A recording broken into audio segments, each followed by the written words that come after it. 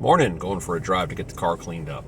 A few months ago, the wife and I went to Puerto Vallarta to check it out. We really enjoyed ourselves there.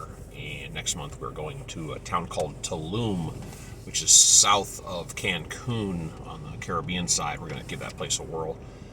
And before I go on a trip, I like to I have to do a lot of research. I kind of look into things, and one of the things I look for is scams.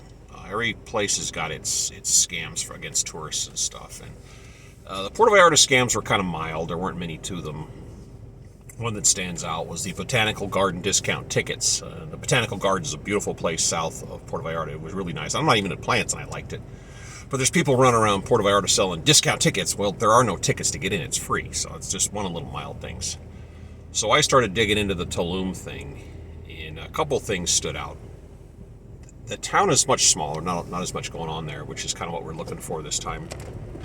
And they have forced Uber out of the area. There's nothing but taxis, and the taxis wildly overcharge for a trip. I'm talking a 3-mile ride to the grocery store is like $50 American. It's insane. So you have to be conscious that they're going to rip you off if you use a taxi. We're actually renting a scooter. I've already paid for it in advance, so I don't have to worry about it. And another thing that caught me off guard is they have this scam going on with rental cars, and you rent a car to run around for whatever period of time, and the rental company will come out, and of course they're being friendly, and they show you the car. They'll pop the trunk and they'll show you the spare tire in the jack. They'll make sure you see it, and when you bring the car back, magically it's gone, because apparently they keep a set of keys and they go to the resorts and they find where you are and they take the tire out, and you go to turn the car in and they go, oh my god, the tire's gone, you owe us $50 or $100 or whatever the dollar figure is.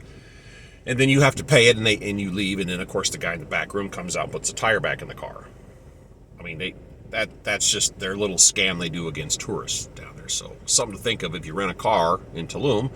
Take the spare tire out, put it in your hotel room, and somebody literally did that. And they said the look on their face when they checked the car was priceless, because they're expecting their little bonus going out the door. And there was another thing I found out. People put on vests and have orange flags and try to wave cars in and out of, or cars and motorcycles, whatever you're driving, in and out of parking spaces, and charge you for parking on a public street.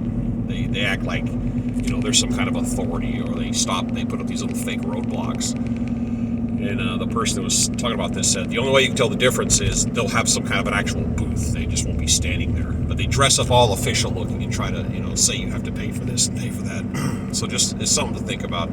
Before you travel internationally, you want to do your research. You want to know, how do they target tourists and what to look out for. And of course, all touristy locations have what they call a tourist tax, which is they just charge you higher prices just because they know you're a tourist.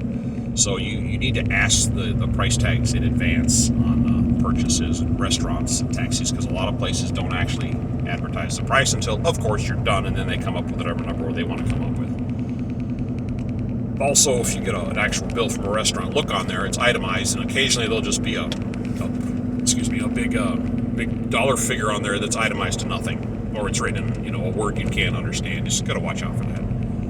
But the tire scam caught me off guard, and that's just something to think about. And we're going to shoot some videos when we get down there, and we're actually extreme amateur metal detectorists, and I've done my research, and you can metal detect on the beach. You can't metal detect at archaeological sites for obvious reasons. And I was able to break our metal detectors down really small, put them in a suitcase, and we're going to go down there and run the beaches and just see what there is to find. Just, an excuse to go out and walk around in the sand. I guess at the point you're using metal detectors, you're officially old. It's just something to do. And we'll keep you guys informed when we get down there. Take care.